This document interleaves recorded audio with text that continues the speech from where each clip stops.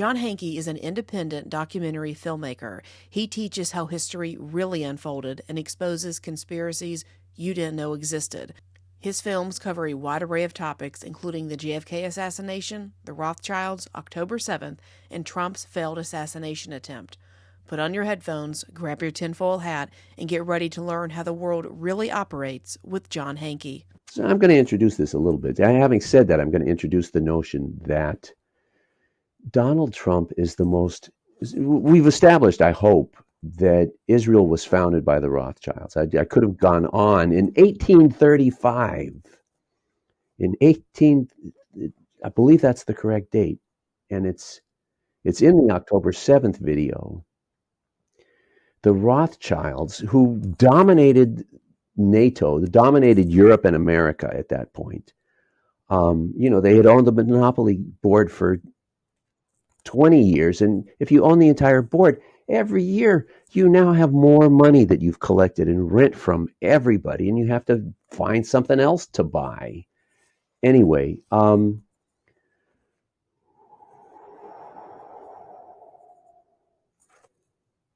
Donald Trump is the most subservient president to Israel and to the Rothschilds in the history of the United States.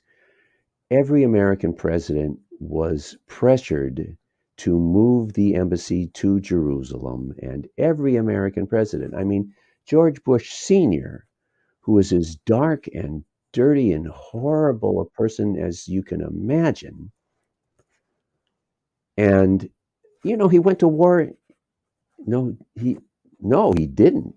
He went to war in Iraq, and he exterminated half of the Iraqi army. All of the guys who were in Kuwait and who tried to get back to Baghdad were massacred on the way, and it was just the American pilots have described being embarrassed and feeling terrible about just slaughtering these guys. But he did two things. One is he refused to move the embassy to Jerusalem. Reagan refused to move the embassy to Jerusalem. Bush Jr. refused to, Nixon, and on and on. All of them refused to move the embassy to Jerusalem because Jerusalem is a sacred site for Christians, and it's a sacred site for Muslims, and it's a relatively obscure, not particularly, what great event happened in Jerusalem? Moses never entered Jerusalem, right? You can't. Let me throw this in because it's short, but the guys who founded Israel were all atheists, but they used the Bible, and they held up the Bible and waved it around and claimed it was a history book that justified their Zionism. And they referred to the Bible as history, and they used it to justify their claim to all of Israel on behalf of Jews.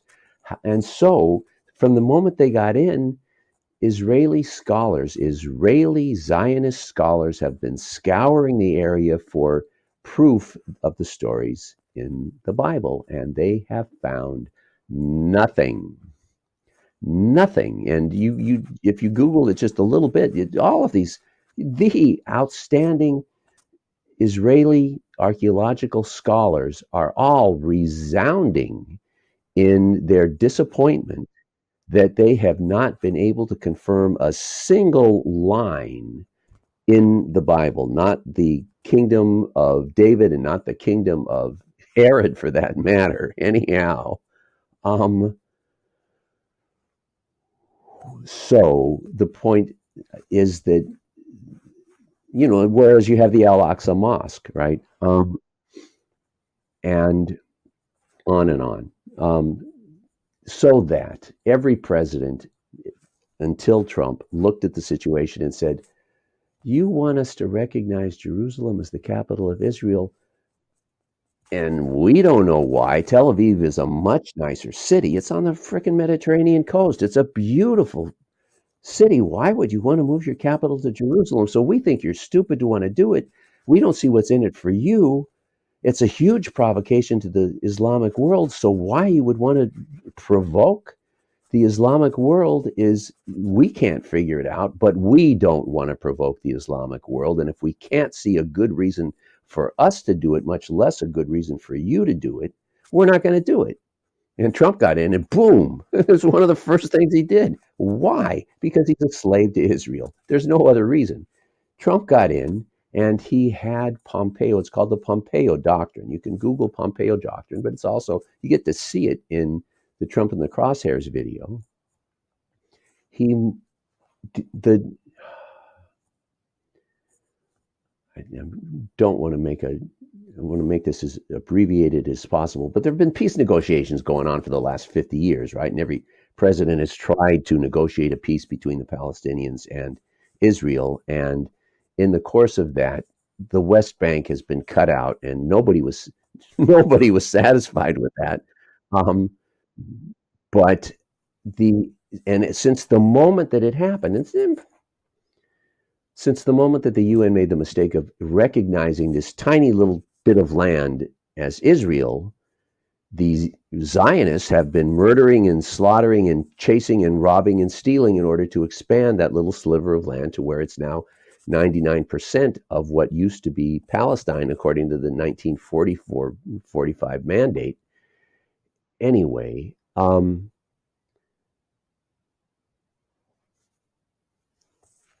there's nothing.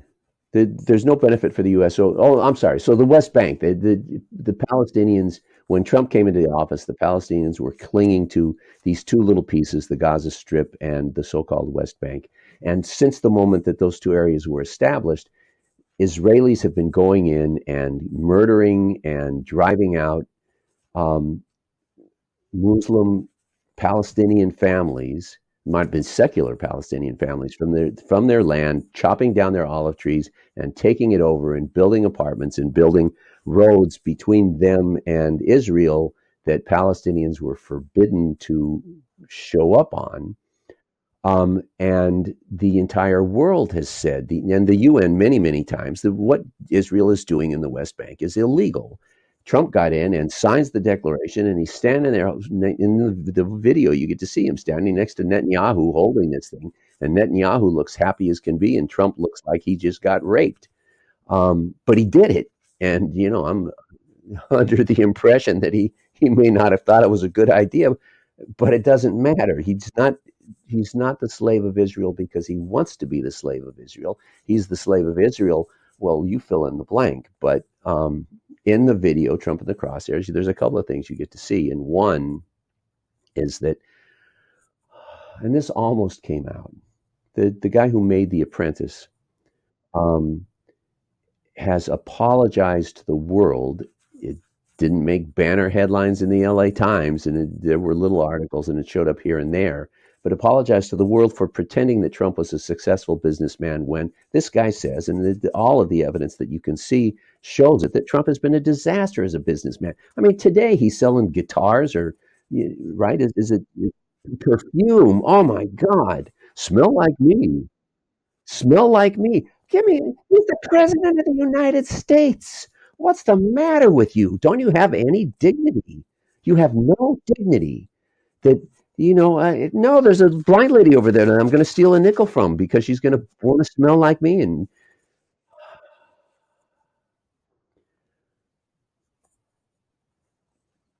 he was bailed out, and I was shocked by this. He's a disaster as a businessman. So in the early days, he bribed a number of officials, and it's all very looks dirty. It looks, I want to say, it looks as dirty as Biden's stupid, dirty, disgusting Hunter Biden taking a job in Ukraine and getting paid $900,000 a month to advise them on oil when he knows nothing about anything. That looks dirty as hell. Well, the building of Trump Tower, also the permits and the financing is all dirty as hell. In fact, I'm sure he has been found guilty of fraud for lying on his, I think in his fraud conviction, 34 charges. I think some of them had to do with the lies that he told on his loan applications to build Trump Tower. It goes that far back. Anyhow, he then decides he's going to build casinos in Atlantic City. I don't know what gave him that idea, but so he buys one and he builds it up and he makes it fancy. And then he buys another one and he builds it up and he makes it fancy. And then he buys a third one. And there's a particular guy you can. I wasn't looking for him when I found him telling his story, but he's one of the people that Wall Street pays when they want advice on investment in Atlantic City. And Trump called this guy up and says, "Hey, I just bought the Taj Mahal." And the guy says, "What are you, an idiot? You already have two casinos. If you build a third casino, the first two are competing with the third casino. You know, Atlantic City's going to have as many people showing up as it's going to have. You're just that's horrible business." And he was bankrupt a year later. And Wilbur Ross, who he made Secretary of the Treasury at the time, worked for the Rothschilds in their bankruptcy division. And Wilbur Ross says that he saw Trump roll up in his limousine to beg to get bailed out. And he saw all the people crowding around him. And he said, this is a guy that we're going to be able to use in 20 years. And so they bailed him out. But he's such a disaster as a businessman. They had to bail him out 6 more times. Trump University, Trump Steaks, Trump Vodka, Trump Airlines, everything he's ever touched has turned to feces. So, and excuse me, where's your tax returns? You remember the tax returns? You remember 2016 and the tax returns? Where's the tax returns? Why can't we? Every presidential candidate in the history of the world has shown their tax returns, except for Trump. And why doesn't he show his tax returns? Because they showed that he made 35 cents selling tennis shoes and lousy steaks and on and on and on. But so the Rothschilds own him 6 times. He had, and it's in the video, you get to see the mainstream media expert that they're talking to. He's a New York financial bankruptcy expert talking. He's very, very knowledgeable about Trump's finances at the time. And he explains that when Trump bought the Taj Mahal, he didn't just put up Trump Tower. He put up Donald Trump. He put up 100% of his assets against the loan, massive $4 billion loan that he was taking out to build his third. Why would anybody want a solid gold toilet? Because they're an idiot? Well, okay. So it's the same basic, deep financial understanding. I want to invest in gold. I think I'll build a gold toilet because that's, a great return on your investment. Anyway, I mean, how is that not going to go up in value? after I've used it, that'll be the next thing, right? Buy the toilet that I pooped in. Um, well, why not? No, I mean, at this point, I'm doing getting a laugh is the best that I can hope for, and fortunately, there's lots of that. There's plenty to laugh at, but so the Rothschilds world in 1835. The Rothschilds have owned the board for 20 years. They have all of this. They have every important investment to be had. They own pharma. They have been, the Rothschilds were the military industrial complex in 1600. They controlled George III and got him to go to war. I mean, the United States, you remember the American Revolution? You heard about that. No taxation without representation. What was the demand? We want a chair in the parliament. Now, you can spend £4 and buy him a chair and a desk and give him a seat in the parliament, or you can spend billions of pounds that you don't have, waging a war that you don't have a good chance of winning. I mean, if these guys live in the forest and you're going to go to anybody who knew anything about America knew you don't want to fight the guys who live in the forest. That's a bad idea.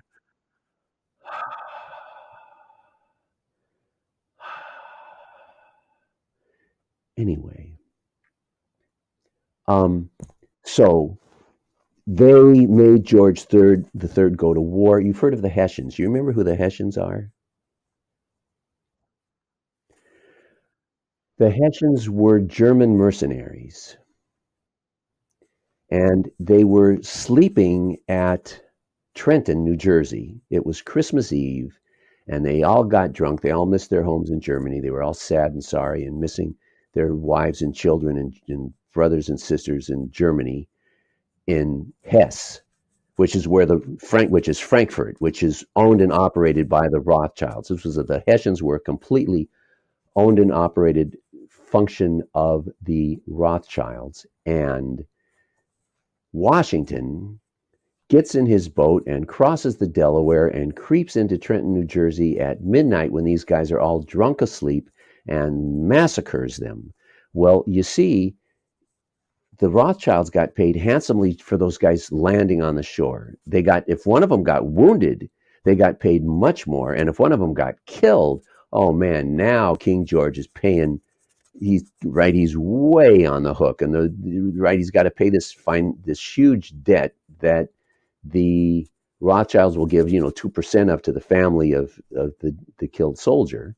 And, they'll say, well, we own the rest because, we lost his uniform and all the months of training, all those minutes of training that they got before we sent them over there and blah, blah, blah, blah. Anyhow, so the Rothschilds have been bad guys. They've been the military-industrial complex forever. But in 1835, they had so much money that they contacted the Sultan of Turkey and said, we want to buy Palestine, and we're going to pay you so much money.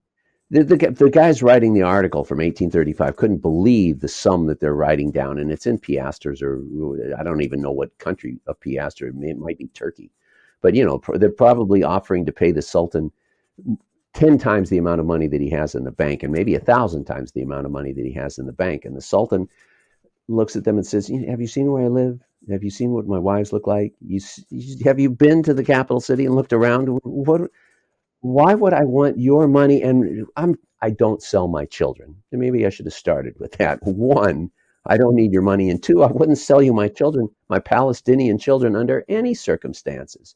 Right? I mean, it's if you're a good king, you want your people to love you, you have to pretend to love them and to regard them as your flesh and blood and treat them as if they were your flesh and blood. And if you do that, you're liable to be beloved and regarded by the population and maybe even the history books as having been a good king who looked out for his people. And that's who the Sultan thought that he was.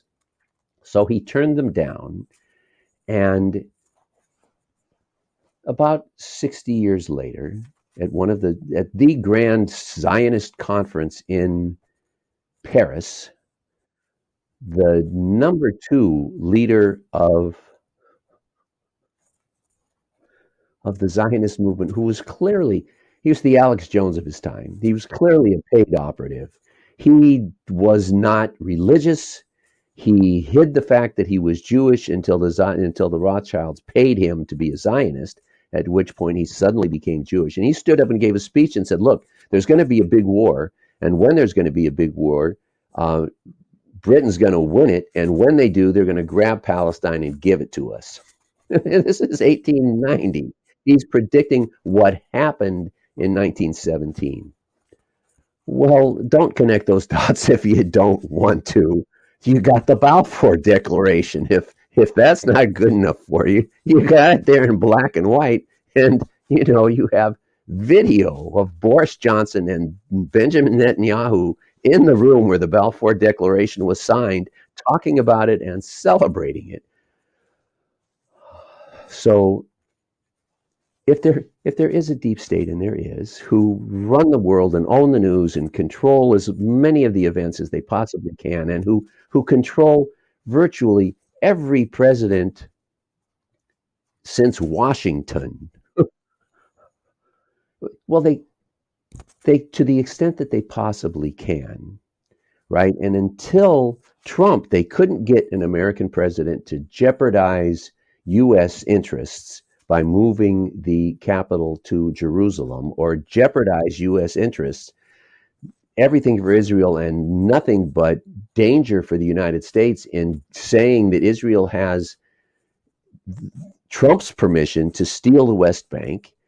Another document that Trump signed giving Israel permission to steal the Syrian Golan Heights from Syria. Well, the U.S. has, 1,000 times has demanded that Israel return the Golan Heights to Syria.